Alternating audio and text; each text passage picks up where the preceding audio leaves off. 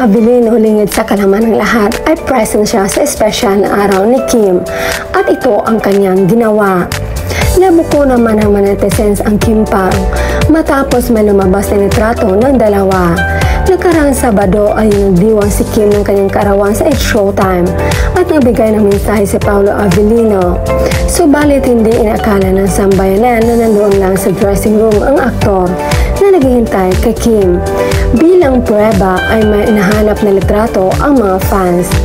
Ang upuan ni Kim sa dressing room niya sa Showtime same ng inupuan ni Paolo. Confirm na nandun si Paolo Sabado sa birthday party ni Kimi. Naghihintay lang pala siya sa dressing room ni Kim at may balitang madalas raw na pupunta si Pao sa Showtime para hintayin si Kemi. Kim Pao is real.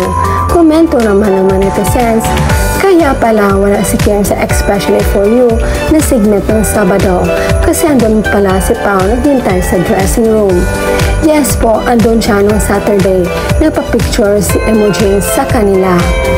Tingin ko promise ring palang binigay ni Pao at dahil talagang di pa siya fully healed, kailangan maging masigasig si Pao hanggang maging ready na si Kim na i-official na i-public kung naniligaw o sila na ni Kim Chiu. For me, sila na kaya lang may takot pa si Kim ilabas yung relasyon kasi baka husgahan sila kaya sabi ni Vice, huwag kang matakot. Masarap yun, may nagmamahal sa'yo at magmamahal ulit. Kung si Pao lang yan, naghintay nga ng 15 years, ngayon pa kaya nasa tabi na nila, syempre gagawin na niya lahat. Good job, Pao. Look after Kimi if you have time. It is good. I agree with you. Time for reality of having true love. Love want to be with you for the rest of your life both.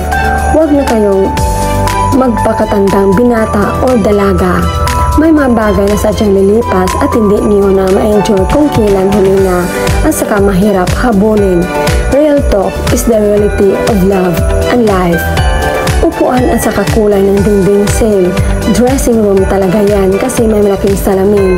Legit na legit. Nagpakita lang si Paolo sa tunay niyang pagmamahal kay Kemi. Sana ipagdasal natin na tuloy-tuloy na ito.